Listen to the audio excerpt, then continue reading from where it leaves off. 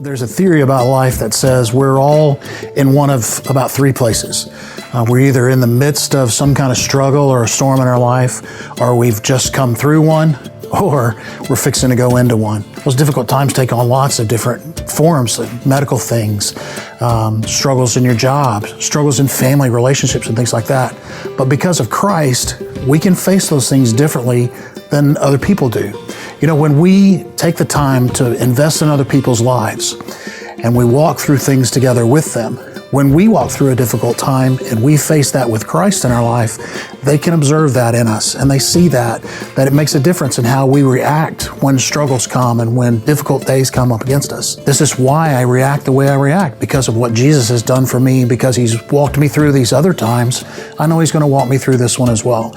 And so in those relationships, we have a chance to be a testimony and to be an example that the struggles, the fears we face don't overcome us and don't wipe us out, because we know God is with us. So that part of that transforming relationship is being a witness to other people and sharing with them why we react the way we react, why we do the things we do, and that God wants to help them through those situations just as much as He helps us through it.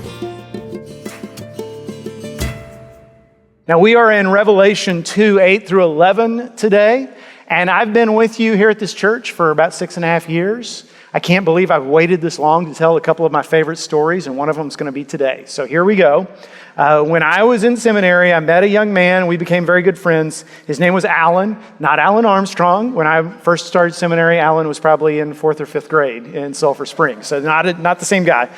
This guy, if I can describe him for you, Alan looked like, if you can imagine Jim Carrey, the comedian, when he was in his 20s, if you give him an East Texas accent and get him saved, that was my friend Alan. Not just in physical appearance, but in personality. So he was a lot of fun to be with.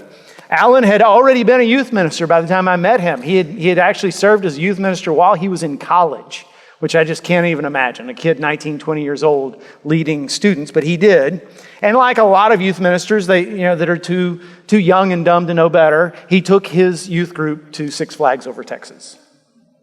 So they're at Six Flags, everybody's having fun, except there's this one little junior high guy, and he's just sort of hanging out. He's not riding anything. And Alan said, this kid was awkward even by junior high boy standards. And so he wanted him to fit in. He wanted him to find his place. So he kept coming up to him and saying, "Hey, buddy, you need to get on a ride. You need to try a roller coaster. Try this ride over here. I'll ride with you." And the kid kept saying, No, that's all right. I'm having fun. I'm okay. And finally he said, "Why won't you get on a ride?" And he said, "Well, honestly, I'm afraid I'll die." And he said, "Well, you're not going to die." And so he made it his mission to overcome this kid's fear, right?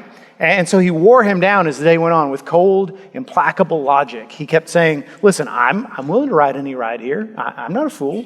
And by the way, the people who run this place, this is their livelihood. They wouldn't let these rides be dangerous. They could lose everything if somebody got hurt." And you've never heard of anybody dying at Six Flags, have you? Well, there you go. And so finally the kid said, "Okay, I'll ride something." Now, at Six Flags over Texas, they had this ride, I don't know if they have it still, called the Cliffhanger. If you grew up around here, like I did, they had a similar ride at Astroworld called the Skyscraper, okay? Same thing. It was basically a metal cage, and you would put a couple of people inside, and they would lift you straight up, as high as you can possibly imagine, up above the clouds, and you would get up there, and then they would push you out. This thing would just extend out over the chasm of space, right?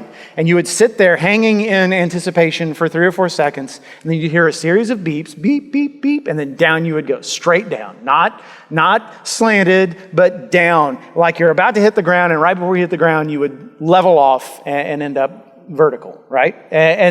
Or horizontal. And so that's what the kid chose to ride.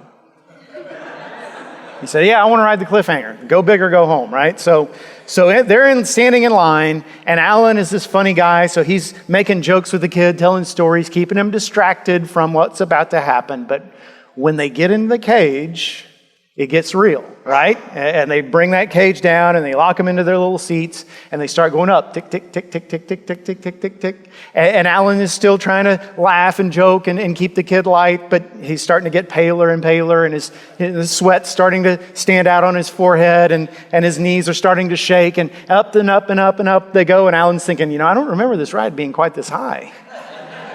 And he looks out and thinks, I think I can see my house in Tyler, right? And so then they extend him out over that chasm of space. And Alan says, "You're okay, right?" And the kid says, "Yeah, I just hope I don't die." And Alan says, "But you're not going to die." And the kid says, "Well, yeah, I know, but I was born with a heart defect, and I've had like 5 surgeries." And Alan looks at him and he says, "Hey, hey," and he's yelling with all his might, "Hey, hey, get us out of here. This kid's going to die." And it goes beep, beep, beep, and down they go, straight down.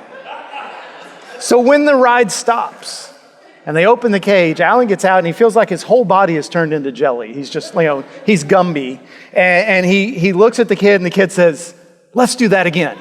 So, do you know what the most frequent command is in Scripture? Some of you know this, right? It's fear not. It's do not be afraid. That's what God told Moses when he was about to go stand in front of Pharaoh, most powerful man in the world, and tell him, "Let my people go." It's what Isaiah the prophet told King Hezekiah when Jerusalem was surrounded by the most powerful army on earth, and it looked like he wasn't going to make it.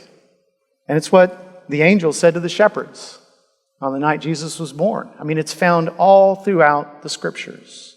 It's also what Jesus says to this little church in a big, big city in modern-day Turkey 2,000 years ago.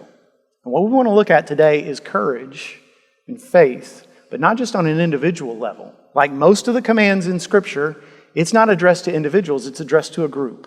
And so I want us to think, as we think about courage and faith, what it looks like to be a church that's courageous, what it looks like to be a church that breeds courageous faith and men and women who are willing to do what's right even when it's risky. Okay, so let's start with Revelation 2, verses 8 through 11. "And to the angel of the church in Smyrna," this is Jesus writing, "to the angel of the church in Smyrna write, the words of the first and the last who died and came to life. I know your tribulation and your poverty, but you are rich, and the slander of those who say that they are Jews, but they are not, but are a synagogue of Satan. Do not fear what you're about to suffer. Behold, the devil is about to throw some of you into prison, that you may be tested, and for 10 days you will have tribulation.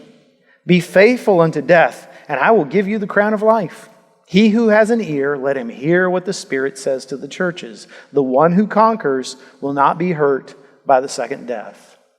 So, just as background, this church, one of 7 churches that the book of Revelation was originally written to, was in a city called Smyrna. Smyrna was a big city for the time, 200,000 people. It was a very wealthy city by those standards.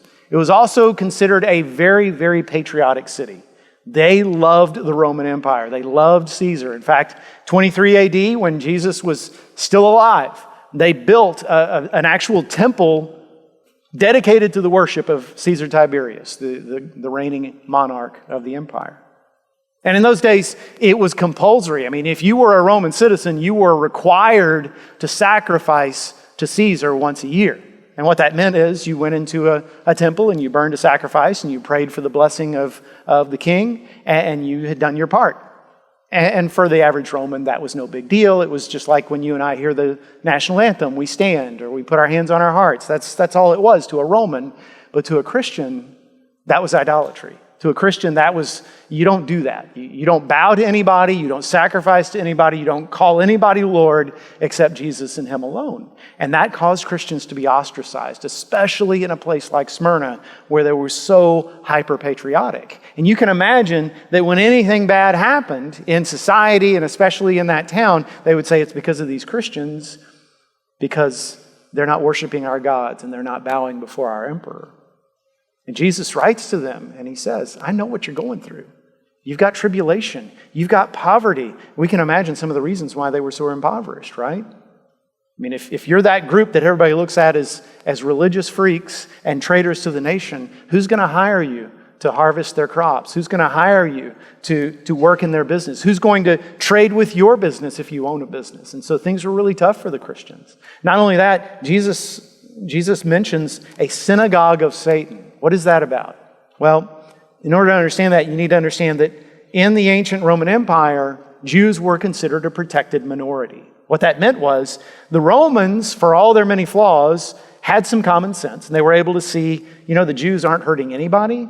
They're different. They worship one God and we worship many. And they refuse to worship our gods, but they're really not hurting anything. So let's leave them alone. Let's just let them do their thing and then everything will be fine. And so the Jews knew that was a unique thing. Not many other people groups had that status. So when the Christians come along and they're starting to grow and spread, and the Christians are this group that worship a crucified Jew, right, who they claim has risen again. So the Jews must have thought, oh, these people are a threat to us. People are going to associate us with them, and so when they do weird, freaky stuff, we're going to get blamed, so let's do everything we can to disassociate ourselves from them. And so you can imagine this synagogue, this Jewish community in Smyrna doing everything they could to make the Christians out to be as bad as possible so they could separate themselves. We're not like those people. We are loyal. And Jesus says, I know what you're going through. None of it's easy. The Romans don't like you. The Jews hate you. You're stuck between a rock and a hard place. But his verdict in verse 10 is, don't be afraid. Do not fear. Now, I need to say this real quick. Because again, most frequent command in Scripture. It does not mean that it is a sin to feel fear.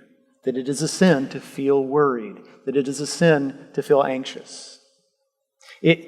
You can't help what you feel. You understand that, right? If you whack your thumb with a hammer tomorrow and you're going to feel angry about that, that is not a sin to feel angry. Now, if you pitch that hammer through your neighbor's window, that is a sin, right? It's what you do with the emotion that's sin, not the emotion itself. I know this. You know how I know this? Because the night before Jesus was arrested, just hours, in fact, before he was arrested, the Scriptures record for us what he did. He went into the Garden of Gethsemane, this olive grove that he and his disciples went to often to pray. And he asked them to pray for him. And then he fell on his face and he began to pray to God. Say, Lord, if there's some other way, I know what's about to happen. This is what I was born to do. But Father, if there's some other way for me to rescue these people without drinking the full cup of your wrath, I pray that you would let me know. You know that I'll do whatever you tell me to do. But if there's some other way. And Luke records for us that Jesus was in so much anguish that the capillaries under his skin began to burst and he began to actually literally bleed or sweat blood. This is fear that none of us have ever felt before. And yet Jesus was the most perfect person who ever lived, the only person who never sinned. It is no sin to feel fear. Let me say it again a different way. If you've got something hanging over your head that terrifies you, it doesn't make you a weak Christian or someone with less faith. If you're a person who struggles with anxiety and maybe you even take medication for anxiety, that does not make you a person of weak faith. What you feel does not make you a sinner. It's how you respond. So do not fear. What does it mean? In the same verse, he says, but be faithful. That's what he means. He means no matter how scary things look, no matter how afraid you may feel, do it anyway. Do the thing that you know is right. Be faithful. Be obedient. That's what courage looks like. Courage is not waking up one morning and feeling like you can run through a wall. Courage is saying, I don't want to do this, but I know it's the right thing, and so I'm going to do this. So let me just ask you, what is your greatest fear? I don't mean spiders or clowns or heights or sermons that go on too long. I mean, what is something that stops you from doing what you know to be right? To put it another way, what is some good thing that you would do if it wasn't so scary? I'm going to give you some examples, and they're going to put them on the screen. These are just examples of things that I've struggled with or that friends of mine have struggled with because of fear. Here's one. I would have a difficult conversation with someone I know and love who is making bad choices. Anybody else here have a hard time having difficult conversations with people who are headed down the wrong road? Yeah. That's a terrifying thought.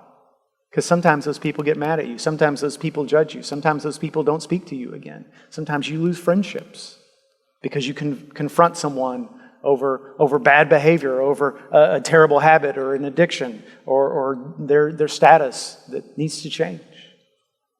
Here's another one. I would trust God with my finances if I wasn't so afraid. I want you to hear me say this. This is not me as the pastor of this church asking for more money, because the honest truth is this church is doing well financially. Y'all are giving faithfully, or at least some of you are. I don't know who gives. Thank God I don't. That's not my purview. But I know somebody's giving because the church is doing fine, and I want you to keep doing that. This is not about we're in some kind of financial trouble, because we're not. This is about the fact that God has given us all things.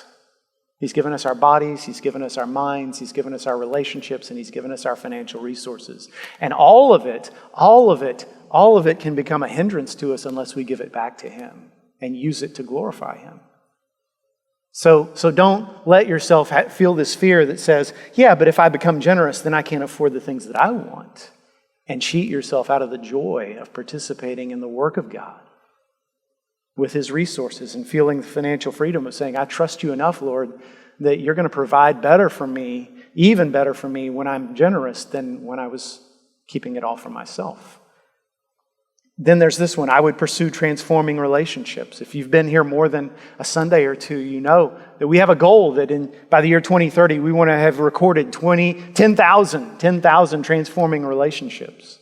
And what that means is 10,000 different times that members of this church have invested in somebody else, either a Christian who's struggling and needs help, or a non-Christian who just needs an influence, somebody to draw them closer to Christ and hopefully lead them to Him. And I know fear stops us from doing that because we think, yeah, but what if he figures out what I'm doing and then I'm that crazy religious guy? Or, yeah, but I don't have a lot of time. It's sort of like the financial part. I can't give up my time to invest in other people. I don't have enough time as it is. Don't let fear stop you. And here's another one.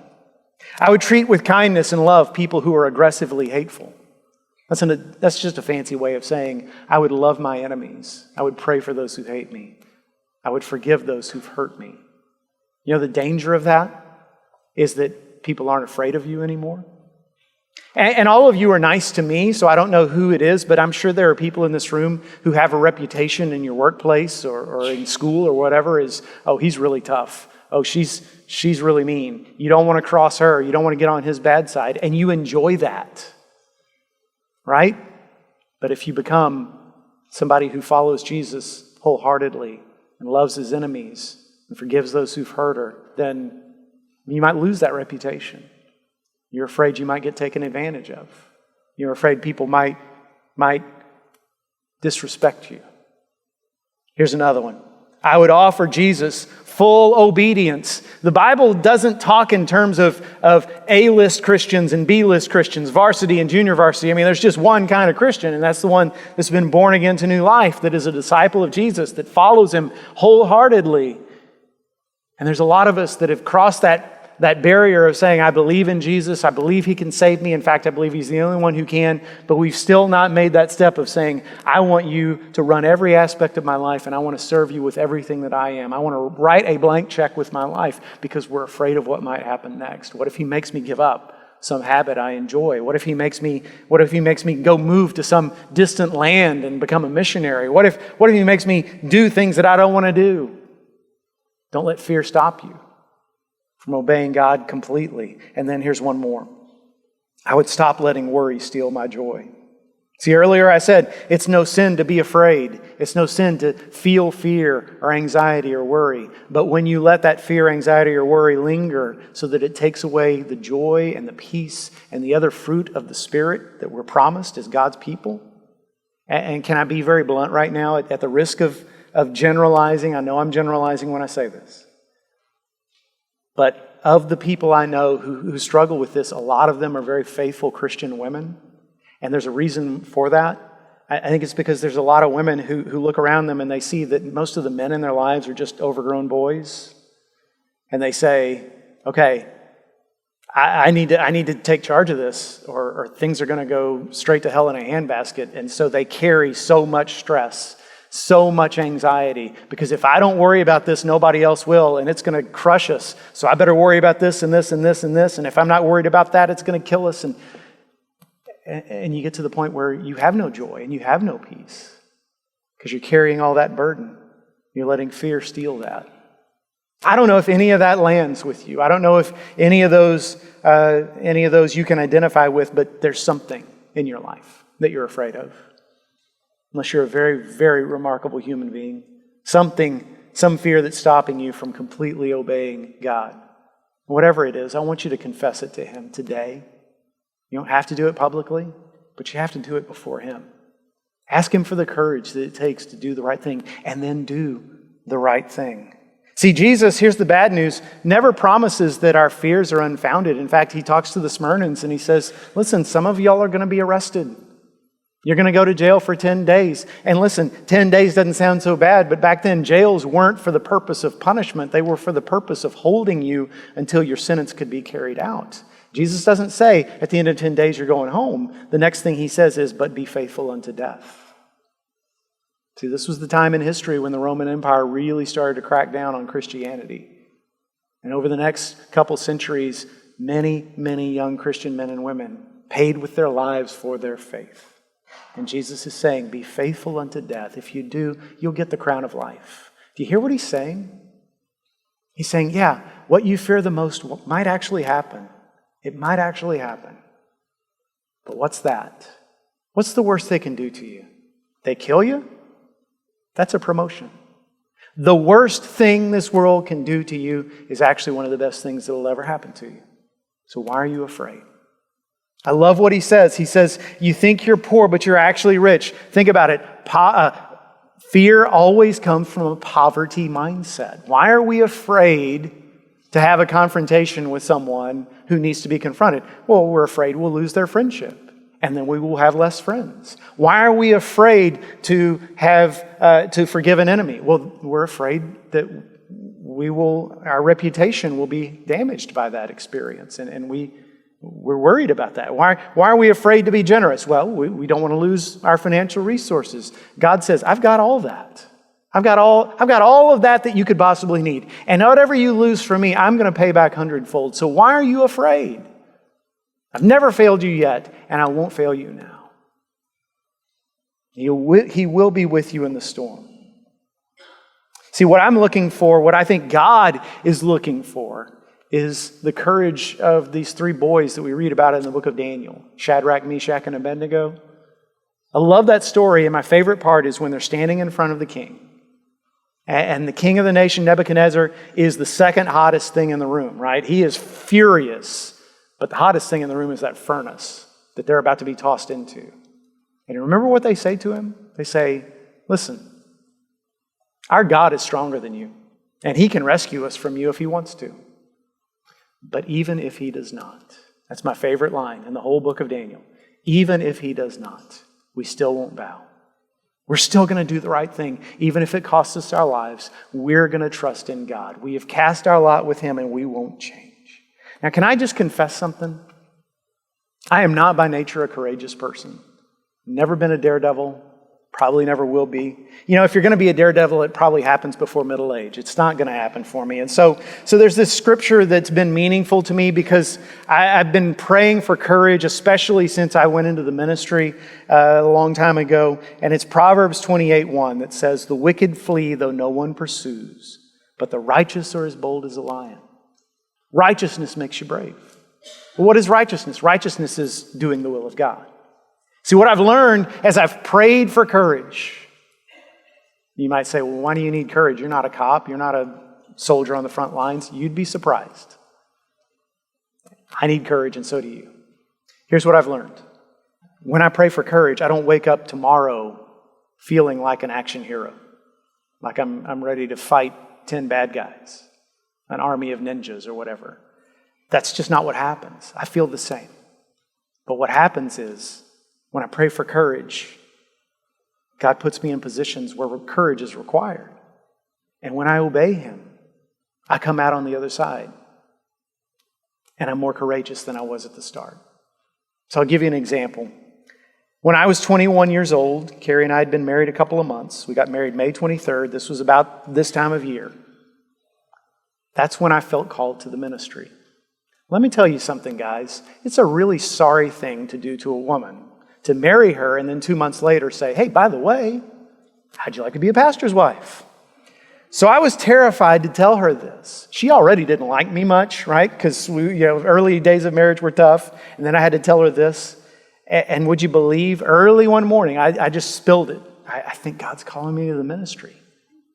She kind of processed for a minute, and she said, since I was a teenager, I felt like God was calling me to be the wife of a minister, that I was supposed to support somebody who was in full-time ministry. I knew God was going to call you someday. I just didn't know when. And that was great confirmation. But then I had to tell her parents. Now, Carrie's parents were extremely godly and Christ-loving people, but Carrie's dad had been a chemical engineer, had run refineries, was just a really financially successful person who had provided well for his family. And I'm going to tell this man that I'm taking your daughter into at least 2 decades of poverty. She's not only going to live in a glass house, it's going to be a glass house with wheels on it that's single wide and is in the bad part of, the sticks. And I was terrified.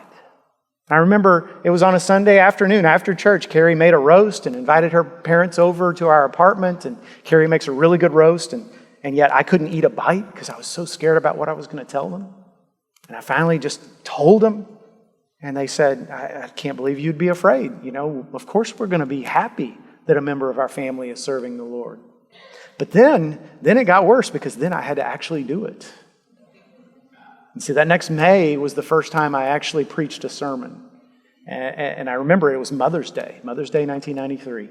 And I showed up, my church that I grew up in, great little group of people, but very, very small. And the whole time, as I was preparing my sermon, by the way, I found those sermon notes a few years ago, pulled them out of some folder, and I looked at them, and there were like 20 points to that sermon. I figured I'd tell you everything I know about God in about 7 minutes. But the whole week, I'm telling myself, it's not going to be bad. These are the people who've known you your whole life. Even if you do terrible, they'll still love you. And I showed up, and it's weird how things can throw you off, right? I walk in the door, and the first person I see is a guy who's not a member of the church. It's a guy I went to high school with. I didn't know this, but he'd started dating a girl in the church, and he showed up that Sunday, and that just threw me. He's not supposed to be here, right? And he goes up, he goes, hey, Jeff, what are you doing here? And I'm like, I'm visiting my parents, what are you doing here? And I remember thinking at that moment, what am I doing here? I'm not a preacher. Who's going to listen to me? I don't have the credentials, and I can just get in the car and drive back to Houston, and let's face it, they're going to forgive me. I mean, they've known me my whole life. They're not going to cut me off. They'll probably be glad to go home early anyway. I don't need to do this. But that third song finished, and I made that long walk up to that pulpit, and I grabbed it with both hands as tight as I could, and my knees were literally shaking, and I delivered that 20-point sermon in about 7.5 minutes. And you know what's funny? What's amazing is now, and for the last, I'd say at least the last 20 years, Sunday morning is my favorite time of the week. I love getting to preach. How did I go from being terrified and dreading it to, I can't wait to get up here and talk to you about what I've been studying about all week? Because the Lord answered my prayer. Because He put me in a position where He said, go do this. I know you don't want to do it, but do it. And I did it, and the fear went away. You want to become courageous? Face your fear. You want courage? You want to become bold as a lion? Then do what God has called you to do. I'm challenging you today to go home and make that phone call. Or set up that appointment to meet with that person who you need to talk to, or to write that check, or start that habit, or end that habit, or whatever God's calling you to do. Because remember this. Jesus is there in the garden, His face covered with dust, blood dripping from His pores, His stomach in knots. It's the last thing in the world any human being would ever want to do. And what does He say? Not my will, Lord, but yours be done. He got up from there, and He saw that mob coming, and the torches, and Judas right in front, and He didn't run. And he didn't call down fire from heaven and roast them all. That would have been awfully satisfying. No, he went to the mob, looked at Judas and said, do what you came to do. This is why you and I are saved. So if you want to know what to do when you're afraid, you go to the one who had that kind of courage. The greatest courage that ever existed. And you say, Lord, I need what you have, what only you have. Show me the way. Get me through this. I will walk with you through the fire.